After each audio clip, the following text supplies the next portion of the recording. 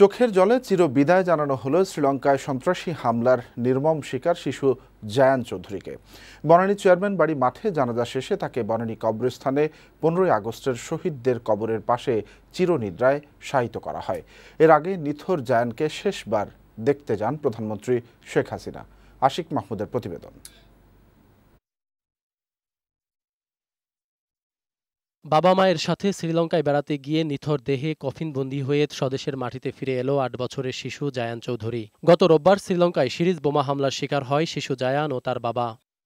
ভয়াবহ সেই হামলায় 350-রও বেশি মানুষের সাথে নিহত হয় ছোট্ট জায়ানও। গুরুতর আহত তার বাবা মশিউল হক চৌধুরী প্রিন্স এখনও কলম্বোর একটি হাসপাতালে চিকিৎসাধীন। বুধবার দুপুরে শ্রীলঙ্কান এয়ারলাইন্সের উড়োজাহাজে ঢাকায় পৌঁছায় জায়ানের মরদেহ।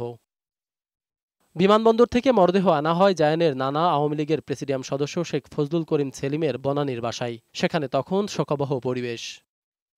প্রিয় নাতির আদরমাখা মুখখানা শেষবারের মতো দেখতে বনানীতে শেখ সেলিমের বাসায় যান প্রধানমন্ত্রী শেখ হাসিনা। প্রায় ঘণ্টাখানিক সেখানে ছিলেন তিনি।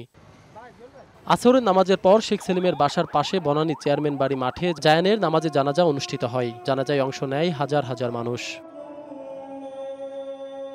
এই নিষ্পাপ শিশু আজকে এই বর্বরতার শিকার হতে হয়েছে। আজকে আমরা এই জন্য সারা দেশবাসী এবং আমাদের যুব সমাজ আজকে মর্মাহত। হিংসার প্রতিশোধ মৃত্যু হতে পারে না। আমাদের সবার উচিত যে আমাদের যা কিছু করব আমরা মানবতাকে সামনে রেখেই করব। জানাজা শেষে বনানী কবরস্থানে সমাহিত করা হয় ছোট্ট জায়ান চৌধুরীকে। আশিক মাহমুদ, বৈশাখী সংবাদ, ঢাকা।